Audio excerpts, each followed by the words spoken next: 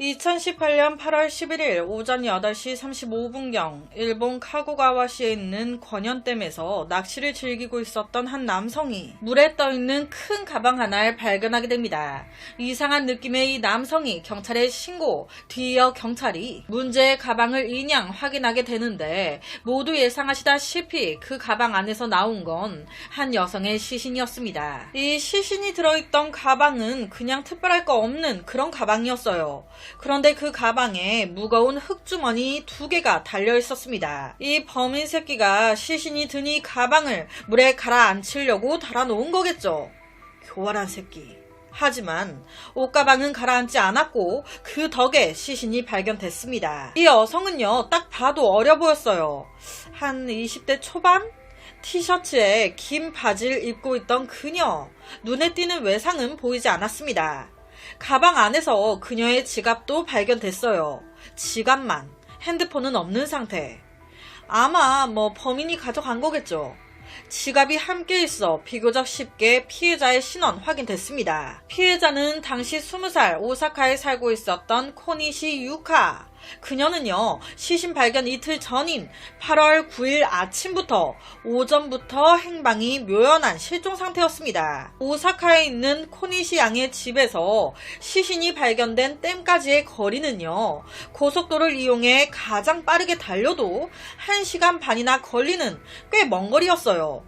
이건 뭘 말하고 있는 걸까요? 부검 결과 그녀의 사망 원인은 경부 압박 질식사, 그리고 마약 등 약물 검사를 동시에 진행했는데 양성이 나왔어요. 그러니까 사망 직전 무언가 약물을 먹은 게 확인된 겁니다. 그러니까 범인이 이 약물을 섭취하도록 했을 가능성도 있죠. 피해자인 코니시 양은요, 고등학교를 졸업한 후에 치위 생사를 목표로 오사카 전문학교에 다녔습니다. 그러면서 돈적으로 집에 손을 벌리기 싫었던 거예요. 내가 벌어서 다녀야 돼. 그러니까 학비를 벌기 위해 시내에 있는 술집에서 일을 했던 것 같아요. 거기서 그녀는요, 소위 에이스였습니다. 많은 남자들이 그녀를 찾아. 실제 이 많은 남자 손님들 중에 사이코도 하나 있었나봐요. 그녀를 너무 좋아해 스토커 짓을 한 경우도 있었대요. 불과 며칠 전에 자기 트위터에 수상한 남자에게 감시받고 있고 그 남자가 막 따라 붙어가지고 이상한 짓을 하려 한다는, 그래서 짜증난다는 그런 글도 2번이나 쓴 게 이제 확인됐습니다. 실종되기 직전인 8월 9일 새벽 3시경에 자기 이제 집 근처에 다 왔다는 메시지를 자기 친구한테 보낸 게 확인됐어요. 그래서 이때 친구가 이 말에 답장을 한 거예요. 아, 그래? 집에 다 왔네. 얼른 들어가. 그런데 딱 이때부터 친구가 보낸 메시지 확인도 안 하고 답장도 없고 사라진 겁니다. 즉 이를 토대로 보아 8월 9일 새벽 3시 이후 사건에 휘말렸을 가능성이 높다고 보여지는 거예요. 경찰은 바로 코니시 양의 자택 아파트를 수색함과 동시에 이 아파트 CCTV 모두 확인하기 시작합니다. 방은요, 특별한 게 없었어요. 깔끔했습니다. 그런데 CCTV는 아니었어요. 사건 발생 이틀 전인 8월 9일 새벽 3시 이후에 그녀가 아파트를 나와 택시를 타는 모습이 확인된 거예요. 이때 그녀의 옷차림이 시신에 입혀져 있던 옷과 똑같아. 그러니까 이날 집을 나와 택시를 타고 나갔다가 화를 당했을 가능성이 커 보이죠. 그렇다면 이 여자 택시 타고 어디 갔어? 이후 그녀의 모습은 아파트 CCTV가 아닌 다른 곳의 CCTV에서 또 포착이 됩니다. 8월 9일 이른 아침 오전 7시 반경에 오사카시의 한 술집 거리, 술집도 많고 모텔도 많은 한 거리를 코니시 양이 웬 남자 한 명과 걸어가다가 택시 타는 모습이 포착된 거예요. 이때 이 남자와 코니시 양 굉장히 다정해 보입니다. 이 남자가 코니시 양 허리를 막 감싸고요.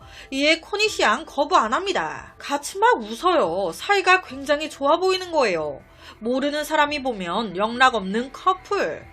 코니시 양의 모습은 이 영상이 마지막입니다. 그렇다면 이 둘 택시를 타고 어디로 간 거지? 경찰은요, 이 남자에 주목했어요. 그녀를 마지막으로 본 남자 같거든. 100% 무언가를 알고 있을 것 같거든. 주위 탐문 조사 결과 이 남자 당시 20살이었던 오사카에 사는 모리 쇼마라는 남자로 확인됩니다. 와, 그런데 이 남자 개쓰레기로 살았나봐. 그를 아는 사람들 하나같이 좋은 말을 하나 안 하는 거예요. 그 새끼 질 엄청 안 좋은 새끼예요. 여자 엄청 밝히고 직업도 제대로 없어가지고 이랬다가 저이랬다가 요 며칠까지 길거리에 이쁜 여자 있으면 쉽게 돈 벌 수 있는 거 있는데 내가 알려줄까요? 하면서 술집으로 유인, 꼬드기는 일을 했었다고. 코니시앙 역시도 이놈이 술집으로 연결시켰다는 말도 있는데 그건 정확히 모르겠어요. CCTV 속의 이 두 사람은요, 너무 다정해 보였어요. 그런데 반대로 그들을 아는 지인들은요, 하나같이 절대 둘이 안 사귀었다고 입을 모았습니다. CCTV에 비친 스킨십도 이 새끼의 일방적인 스킨십이었을 거라고. 둘이 친한 사이도 아니었다는 거예요. 이 남자 모리, 이 모리의 지인 말로는 여자 관계가 엄청 복잡한 놈이라는 거예요. 성격도 얼마나 지랄맞은지 여자 남자 할 거 없이 주변인들과 트러블도 엄청 많고 소위 위험 인물이었다는 겁니다. 모리 이 새끼가. 여자들 있으면 막 머리카락 그냥 잡아 당겨버리고 막 아무 여자 가슴 막 만지려고 하고 엉덩이를 이제 스치는 것 같이 하면서 막 은근슬쩍 만지고 되게 불쾌하게 많이 만들었다는 거예요. 거기다 대화를 하면 어쩜 그렇게 성적 수치심이 느껴지는 말들만 하는지. 한 번은 이 새끼가 친한 남자한테 이렇게 말을 했었다는 거예요. 형, 나 어제 술집년 하나 꼬드겨가지고 마약 먹여가지고 화끈하게 성관계 했잖아. 아, 겁나 재밌어. 이걸 자랑이라고. 그렇다면 CCTV 속 마지막 그녀의 모습, 이 새끼와 같이 택시를 타고 떠났습니다. 어디로 갔을까? 추적 결과 오사카 시내에 있는 이놈의 아파트로 확인됩니다. 바로 이 모리의 아파트 CCTV 다 확인해요. 봤더니 8월 9일 둘이 들어가요. 그런데 얼마 안 돼가지고 몇 시간 후에 이상하게 이놈 혼자 나와요. 큰 가방을 들고 혼자 나와. 그러더니 한 차에 이 가방을 싣는데 이땐 또 혼자가 아닙니다. 웬 남자 한 명이 더 있어. 둘이서 낑낑대면서 차에 가방을 싣는 거예요. 확인 결과 이 차 렌터카로 확인됩니다. 이상하죠? 이 렌트카는요 9일 오전부터 빌려졌고 10일 아침에 반환됐어요. 그럼 이 가방을 같이 옮긴 이놈은 또 누구야? 확인 결과 그는 두 사람과 20살 이상 차이 나는 무려 42살이었던 무직 이나오카 카즈이코라는 남자였습니다. 아빠인가? 아빠도 아니에요. 이놈도 모리와 마찬가지로 제대로 된 직업이 없어. 거기다 돈에 항상 굶주려 있는 거예요. 실제 모리와 이 남자가 서로 알게 된 것도 모리 지인한테 이 이나오카가 돈을 빌리면서 어떻게 건너 알게 된 거였대요. 경찰이 추정하기론 당시 모리가 운전면허증이 없었어요. 이나오카는 있었죠. 그리고 이나오카 늘 돈에 굶주려 있었단 말이에요. 모리가 이때 이나오카 생각이 난 거지. 그러니까 돈 얼마 줄 테니 날 도와달라. 거기다 기가 막히죠. 시신이 발견된 댐이 카구가와시에 있었단 말이에요. 그런데 이 이나오카의 고향이 카구가와시네. 여기서 자라고 커온 남잔데 카구가와시에 댐이 있다는 거 몰랐겠습니까? 당연히 알고 있었겠지. 그러니까 이놈이 시신 6이 도운 거 아니냐. 그래서 시신 발견 일주일 뒤인 8월 18일 이 두 사람을 바로 살인 혐의로 체포합니다. 주범은 모리, 이나오카는 공범. 조사를 진행하면서 사건의 세부 사항과 실제 관계가 확인되는데 우선 모리, 코니시안과 같이 자기 집에 간 거 인정해요. 그런데 경찰은 네가 집안에서 코니시앙 목 졸라 죽이고 가방에 넣은 후에 이나오카와 공모 차로 이동해서 댐에 유기한 거 아니야. 지는 아니래요. 아니에요. 그러니까 지 말로는 댐에 시신을 유기한 건 맞대요. 그런데 자기가 죽이진 않았다는 겁니다. 뭐야, 술 마시고 운전대는 잡았지만 음주운전은 아니라는 거야. 뭐야. 시신 유기했다며. 그런데 죽인 기억은 없다? 더 어이가 없는 건 이 새끼 처음에 이나오카도 모르는 사이라고 해요. 이게 말이 안 되잖아요. 둘이 뻔히 같이 차 타고 가는 게 찍혀 있는데 모르는 사람 차에 가방 싣고 탔니 그럼? 이에 대해서 이나오카도 똑같이 얘기합니다. 모르는 사이라고. CCTV에 버젓이 같이 이동하는 게 찍혀 있는데 이거는 100% 둘이 사전에 입을 맞췄다는 얘기죠. 결국은 이나오카가 먼저 모리와 함께 가방 운반, 렌트카까지 준비했다고 인정합니다. 그런데 자기는 그 가방 안에 시신이 든지는 몰랐다는 거예요. 그냥 옮길 게 있다고 도와달라고 해서 차 렌트해가지고 도와달라는 대로 도와줬던 것뿐. 난 시신인지 몰랐다. 알았으면 안 도와줬지. 이 말 진짜인 걸까요? 2019년 6월 25일 공범 이나오카에 대한 재판이 먼저 열렸습니다. 여기서 검찰은 징역 2년을 구형해요. 결과는 어떻게 나왔을까요? 정말 시신이 있는지 몰랐어? 판사왈, 이나오카는 가방 안에 시신이 든지 몰랐다고 주장했지만 딱 봐도 이상한 포장과 남의 눈을 피해서 운반했던 것, 그리고 가방이 수상할 정도로 50kg가 넘을 정도로 무거웠다는 것, 모를래야 모를 수가 없었을 거라고. 즉 이나오카는 가방 안에 시신이 있는지 알고 있었다고 판단했습니다. 다만 이나오카에게 범행에 대한 주체적인 동기가 없고 모리에게 도와달라는 부탁만 받고 응한 걸로 보인다. 살인에는 전혀 직접적인 관련이 없고 정말 시신만 옮긴, 간접적으로 관여했다는 점에서 그에게 징역 1년 6개월, 집행유예 3년을 선고한다. 땅땅땅. 집행유예가 나온 거예요. 그리고 몇 달 뒤인 2019년 12월 11일 주범인 모리에 대한 재판이 열렸습니다. 여기서는 어떻게 나왔을까? 모리는요, 일관되게 죽인 것은 인정하지만 살인의 의도는 없었다, 실수였다, 사고였다라고 주장했습니다. 하지만 검찰은요, 보통적인 사고였다면 피해자를 바로 병원으로 옮겼겠지. 죽은 거 확인하고 바로 렌트카를 불러 시신을 유기해? 이게 정상적인 행동이야? 너 되게 폭력적인 애고 질 안 좋다고 하던데. 그리고 사건 후에 일 처리하는 게 전혀 망설임이 없어. 야, 너 이런 거 한두 번이 아닌 거 아니야? 여죄가 더 있을 것 같은데. 그리고 코니시앙의 사망 사인, 경부 압박 질식사, 외력에 의한 목눌림인데 대표적인 게 스스로 목을 매는 것과 목졸림입니다.